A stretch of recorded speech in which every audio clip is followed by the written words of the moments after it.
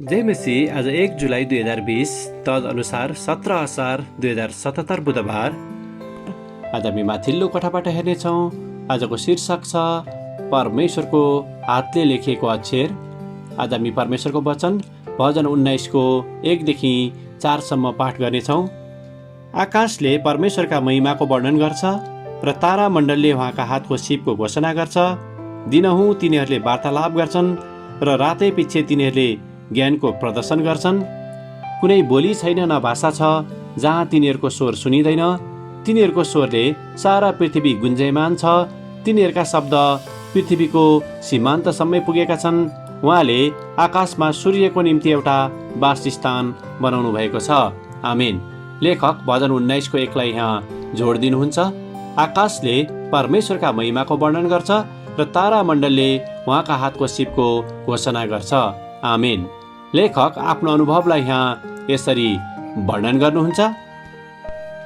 जब म आफ्नो चिठी आउने ठाउँबाट परिवार र मित्रजनहरूद्वारा मेरो निम्ति आएका पत्रहरू प्राप्त गर्दछु, तब ममा विशेष किसिमको खुसी र आनन्द छाउँदछ।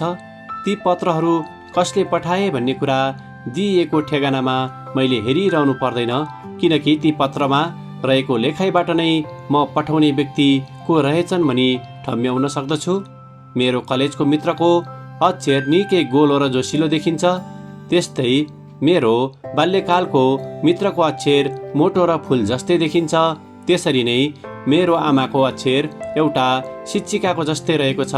उहाँहरू सबैजनाको हातले लेखेको अक्षरले विशेषतः उहाँहरूको व्यक्तित्वलाई झल्काउँदछ र ती अक्षरहरूसँग निकै परिचित भएको कारणले गर्दा मैले अक्षरबाट नै मलाई कसले चिठी लेखेका हुन् भनी सजिलै ठम्ब्याउन सक्दछु।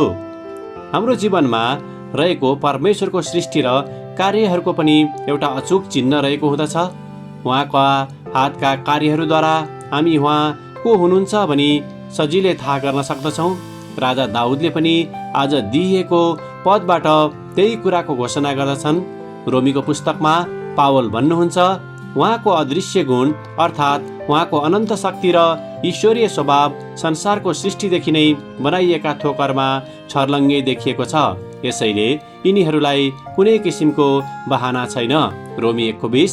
उहाँलाई खोज्नेहरूको निम्ति हरेक कुरामा परमेश्वरको हस्ताक्षर निकै प्रष्ट रहेको छ। मेरा मित्रहरूको अक्षरसँग म निकै परिचित भएको कारणले नै मैले तिनलाई राम्रोसँग चिन्दछु। त्यसरी नै परमेश्वरको वचन अध्ययन, प्रार्थना र दैनिक उपासनाद्वारा हामी परमेश्वरका हातका कार्यहरूलाई यस संसार र हाम्रो जीवनमा थाहा गर्न सक्दछौँ। आमेन। आजको विचार, परमेश्वरको हातको कार्यहरू आज म कहाँ देख्न सक्दछु? प्रार्थना। सृष्टिकर्ता परमेश्वर, तपाईका अचूक चिन्हहरू देख्नको निम्ति हाम्रा आँखाहरू खोलिदिनुहोस्, ताकि तपाईँलाई हामी पूर्ण रूपले बुझ्न सकौँ। येशूको नाउँमा आमेन। आजको लेखक सुजेन फेल्टन, भर्जिनिया, अमेरिका। आजको प्रार्थनाको विषय परमेश्वरलाई राम्रोसँग चिन्न खोजिरहेका व्यक्तिहरूको निम्ति।